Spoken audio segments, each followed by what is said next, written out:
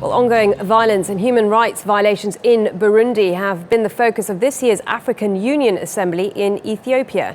Leaders will decide whether to deploy 5,000 peacekeepers to the violence-hit nation, a mission that Burundian President Pierre Nkurunziza has vowed to resist. Well, as the Assembly concludes its session, it will also make crucial declarations on how to fight terrorism. UN Secretary General Ban Ki-moon has called on the leaders to promote human rights in the continent. I have been urging African leaders to speak and act in one voice. This is a matter of human dignity and human rights.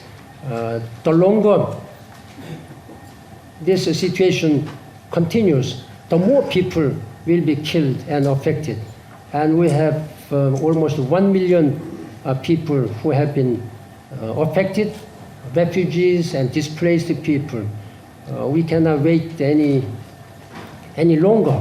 That's why it's a matter of urgency that I'm urging African leaders to act in one voice, and also particularly urging President Nkurunziza and his government to listen very carefully and engaging in inclusive dialogue.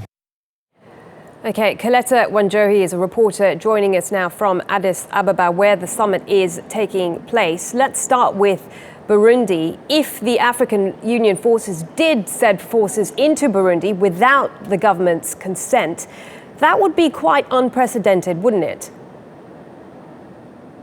Yes, it will be quite unprecedented, and that's why the African Union Peace and Security Council on Friday evening held a special meeting to discuss the issue of Burundi amongst the 3 items on agenda, which was terrorism, South Sudan and Burundi. And the aspect that the African Union Peace and Security Council is pushing forward is for the deployment of 5,000 African troops into Burundi. And the African Union says that it will not be an occupational force, but it will just be there to keep peace.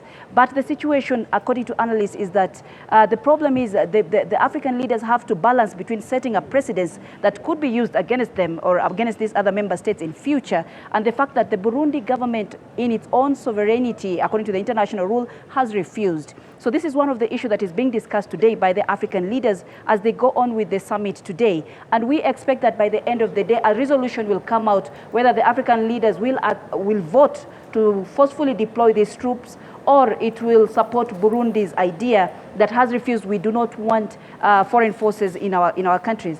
But the situation again on the other issue is the undisputed aspect is that there needs to be human rights observers in Burundi. That is what the African Union has passed so far during the summit of the AU Peace and Security Council. But we wait until the end of the day to see if indeed the African leaders will vote for the full deployment of troops to Burundi. But also the other issue is that so far the Burundi has come out to kind of say that it reconsiders going back to the negotiating table with the opposition parties, but under modalities that it says should be well streamed out, as well as the deployment of human rights observers. It should be streamed out. That's what Burundi has said. Okay, many thanks for talking us through those issues. Coletta Wanjohi joining us live from Addis Ababa.